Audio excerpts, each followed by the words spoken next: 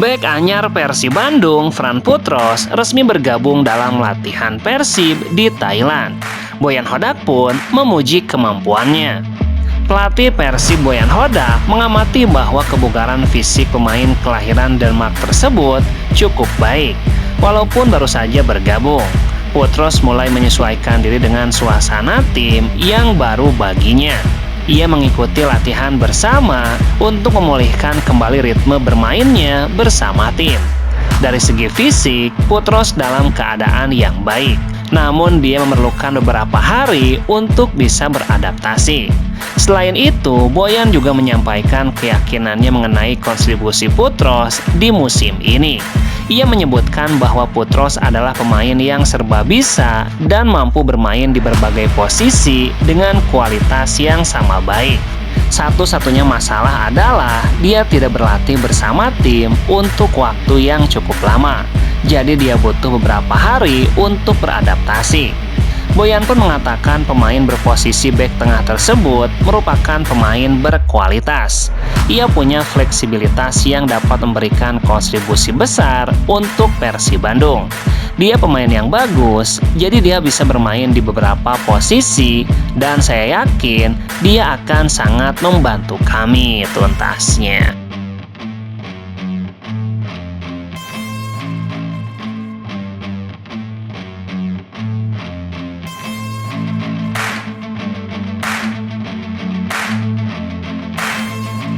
Bek asing Persib Bandung, Julio Cesar, menyambut positif kehadiran pemain timnas Irak, Fran Putros. Fran Putros memang didatangkan untuk menambah kekuatan di lini pertahanan Persib. Ia menjadi pemain asing anyar terakhir yang kemungkinan direkrut Persib untuk menghadapi musim ini. Tidak hayal kehadiran Putros bisa menambah ketat persaingan untuk memperebutkan posisi di bek tengah tim inti. Julio Cesar juga diharapkan bisa menjadi tumpuan tim Maung Bandung di lini belakang. Dia pun senang dengan kehadiran Putros, terlebih dirinya punya pengalaman pernah melawan Putros di Liga Thailand musim lalu. Ketika tahu Persib merekrut bek baru Putros, saya langsung bilang, wow, ini bagus sekali. Dia adalah pemain yang sangat bagus, kami pernah bertemu di Thailand. Dan saya tahu dia adalah bek yang kuat dan agresif. Julio meyakini kehadiran Putros akan memperkuat lini pertahanan tim. Terlebih mereka akan berlaga di Superliga dan ACL tuh. Jadi butuh banyak tenaga untuk bisa bersaing di kedua kompetisi tersebut. Selain itu, Julio juga mengakui kehadiran Putros menjadi motivasi baginya untuk selalu menampilkan permainan terbaik. Ini tentu menjadi hal positif karena setiap pemain harus mengerahkan kemampuan terbaiknya. Dan saya tentu saja siap melakukannya tuntasnya.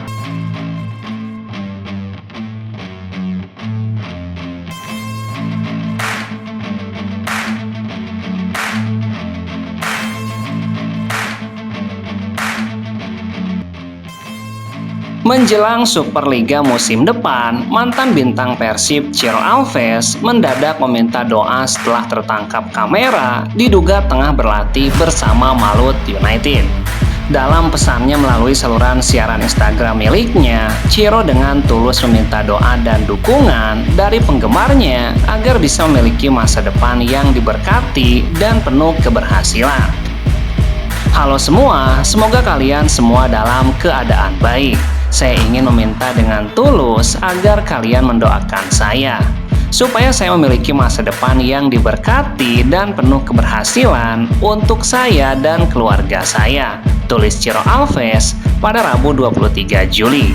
Ia mengatakan doa dan dukungan yang diberikan sangat berarti baginya. Tidak hanya itu, Ciro juga berharap agar semua orang yang telah mendukungnya selama ini selalu dalam keadaan baik. Setiap doa dan dukungan dari kalian sangat berarti bagi saya. Saya juga berharap kalian semua selalu sehat, damai, dan bahagia. Saya sangat menghargai doa dan energi positif dari kalian, ungkap Ciro Alves. Setelah hengkang dari Persib, masa depan Ciro membuat bobotoh penasaran. Namanya pun sering dikaitkan dengan Malut United. Namun hingga saat ini belum ada pengumuman resmi dari manajemen Malut United terkait bergabungnya Ciro Alves. Namun Ciro Alves dan David da Silva sempat kepergok telah berlatih bersama Malut United pada Sabtu 20 Juli lalu tuntasnya.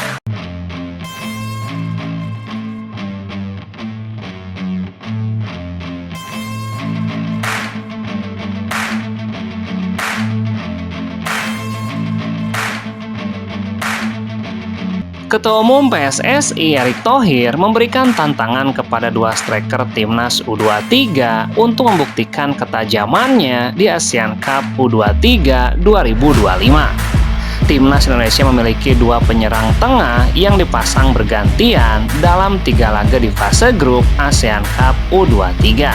Kedua penyerang tersebut adalah Jean Reven dan Hoki Caraka. Reven menjadi bintang dengan mencetak 6 gol di laga pembuka menghadapi Brunei Darussalam. Di pertandingan kedua melawan Filipina, giliran Hoki yang mendapatkan kepercayaan sebagai starter, namun tidak bisa mencetak gol. Pada laga penentuan melawan Malaysia, Vandenberg kembali memberikan kesempatan kepada Jean Reven untuk menjadi starter. Sayangnya bomber anyar Bali United itu gagal menambah koleksi golnya sebelum digantikan Hoki Caraka di babak kedua. Pada akhirnya, kegagalan Reven dan Hoki Caraka mencetak gol membuat Indonesia harus puas bermain imbang tanpa gol melawan Malaysia. Kegagalan para penyerang Garuda Muda mencetak gol dalam 2 pertandingan terakhir menjadi perhatian Ketua Umum PSSI Erick Thohir. Dalam wawancara setelah pertandingan, Erick Thohir menantang keduanya untuk membuktikan ketajamannya di fase gugur. Erick bahkan sempat melontarkan sindiran kepada Reven dengan menyebutkan sang pemain jangan hanya bisa mencetak gol saat melawan Brunei saja. Saya berharap mereka mencetak gol di 2 pertandingan ini. Sebenarnya ada beberapa peluang yang mestinya bisa menjadi gol. Cuma mereka terburu-buru, saya rasa seperti itu. Jangan hanya bisa melawan Brunei Darussalam. Erick pun berharap kedua striker timnas Indonesia itu bisa membuktikan ketajamannya untuk memperbesar peluang mereka membela timnas senior. Pasalnya timnas Indonesia saat ini membutuhkan opsi lain di lini depan menyusul cedera panjang yang dialami oleh Romney. Apabila mampu membuktikan ketajamannya, bukan tidak mungkin Reven dan Hoki akan mendapatkan kesempatan di timnas senior tuntasnya.